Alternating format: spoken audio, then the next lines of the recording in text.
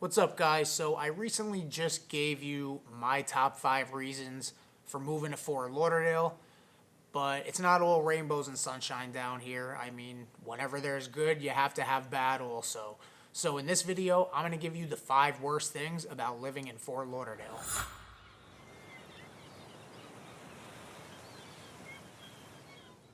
Alright, so welcome, or if this is your first time here, welcome back. On this channel, I cover everything there is to know related to living in or moving to Fort Lauderdale and the surrounding areas, so make sure to subscribe down below. And in case you forgot, I am a licensed broker here in the state of Florida, so this number that's popping up, I do answer the calls, texts, and emails.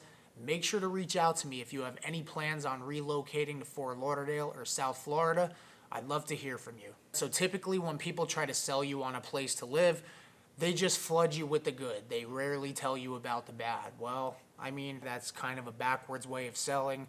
I like to be completely transparent with you because if you're gonna pick up and move cross country or move to a place that you really know nothing about, which is probably why you're watching these videos, I feel like you should know the whole story.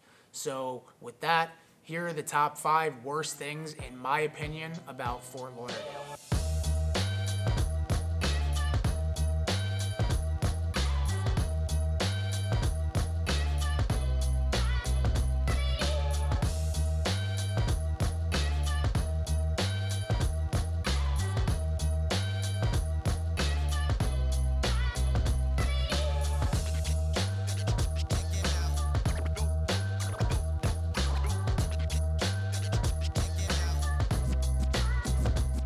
So the first worst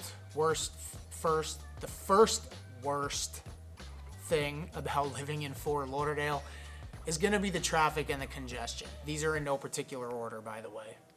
Traffic is bad down here. It's number one, it's due to a lack of highways. We really only have I-95, the Turnpike, which costs money to drive on, the Sawgrass Expressway, which costs money to drive on, and then 595, which basically runs from the Port Everglades and the airport out to the Everglades.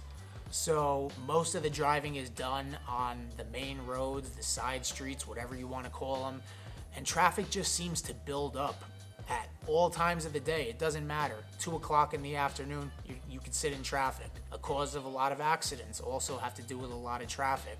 I also feel like a lot of people move down to Florida to start a business when they're starting over, or come down here for something entrepreneurial. So you kind of just have this scattered schedule of people all over the road, not to mention the retired people who don't work, and then you got the people on vacation.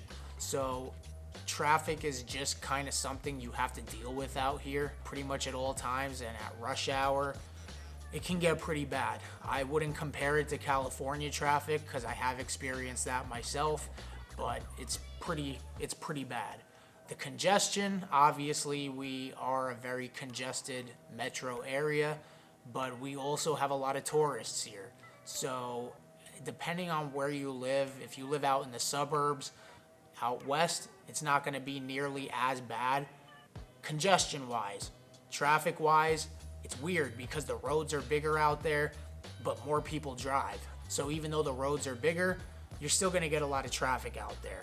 But as far as congestion goes, things are a little bit more spread out in the suburbs.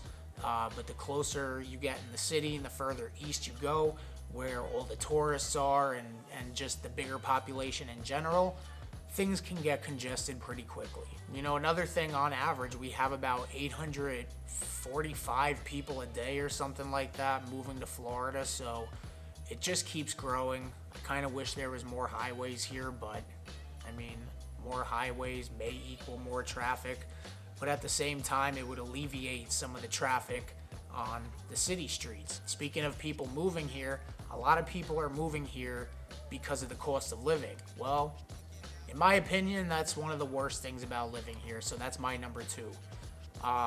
Ironically, that was one of the reasons why I did move here, the cost of living.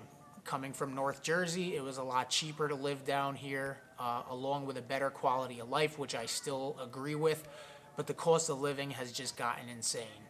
Fort Lauderdale is about 24% higher than the national average, and housing, of all things, is about 59% higher than the national average. So we are seeing a lot of people coming from these high tax burden states like New York, New Jersey, and California, where it's all subjective. To them, this cost of living is, probably nothing compared to what they're used to.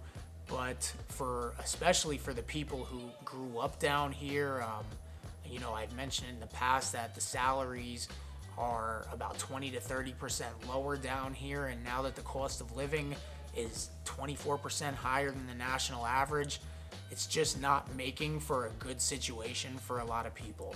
Now, I know we are in the South, but I've always heard a phrase that says the further south in Florida you go, the further north you actually are, because real southern Florida is actually the center and northern part of the state, and the southern part of Florida is like all transplants from New York and New Jersey, like me. But the next thing, one of the worst things about living down here is the slower lifestyle, but not just so much the slower lifestyle. I feel like customer service is pretty poor down here, which kind of baffles me because Florida is a state that thrives off of the service industry. We're full of tourism, I just don't understand why people just move slow down here. And I don't know if it just comes with the nature of it. I don't know, but a lot of New Yorkers that I know, a lot of people from Chicago, New Jersey that move down here, that's one of the things that they hate the most is that people just don't move with the same sense of urgency as they do up north. Unless, of course, we're talking about driving, which then brings me to the next worst thing about living down here, which is it's just a melting pot of horrible drivers. Mentioned this in a couple videos already, and I will probably continue to mention it because it's bad. People drive very reckless down here. Speed limits are suggestions. Blinkers are there for decoration. It's crazy. The amount of accidents that you see on a daily basis, that's part of the reason, like I mentioned in the beginning of the video, for the, cause of a lot of the traffic out here is accidents. And the thing is that all the accidents, they're avoidable, okay? It's not like we have snow down here. There's really no reason to get into a lot of the accidents that we see. It's carelessness, it's recklessness. But, this is what happens when you have people from all over the world. I mean, literally all over the world moving here. You have all these different driving styles. You got the young kids who just got their license who think they're invincible. You got the older retirees who maybe drive a little bit slower. You have people from other countries who are just used to a different driving style. And when you mesh that all together, it just makes for a mess. In Florida, I don't know, it seemed to work in New York. The driving is really crazy up in New York, but it's like calculated. It's like everybody is doing the same thing, and it's not careless. It's just very aggressive. There's a reason that we have the most expensive car insurance in the nation. So one thing that really doesn't bother me, but it might bother some of you, I guess I could say it's one of the worst things about living down here is the critters, I guess you can call them. We're loaded up with iguanas, lizards, palmetto bugs, which if you don't know what they are, flying roaches that you will find in your house from time to time. It has nothing to do with being dirty. Typically, if you live near the water, you're gonna find them in your house. You may wake up and see one right above your head on the ceiling.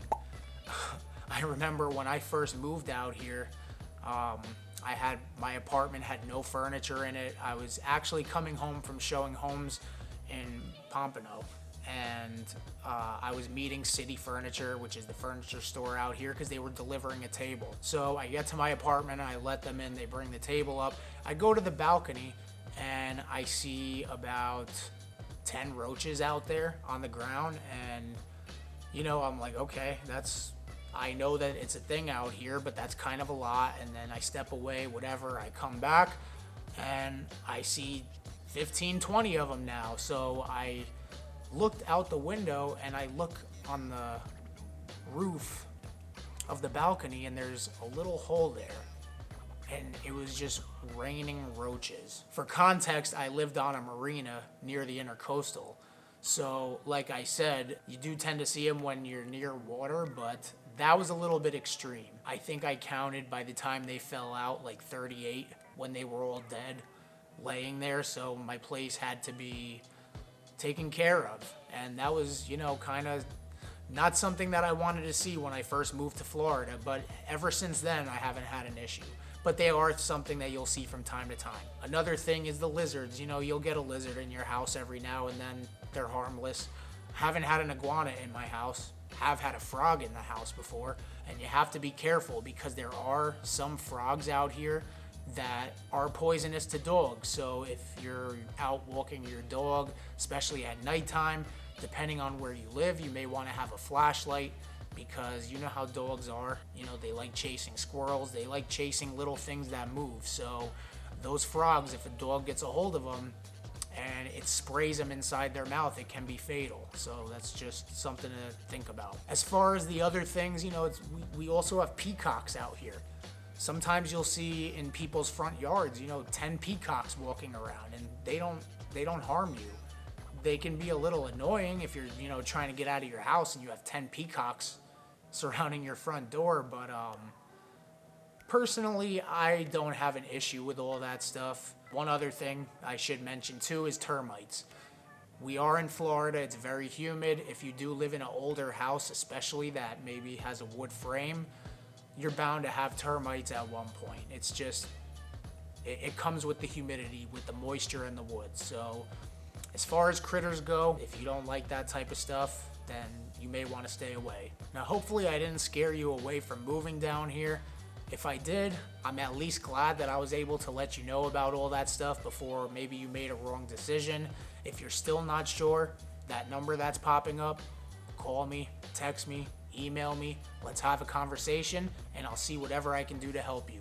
I'll see you next time, and thank you for watching.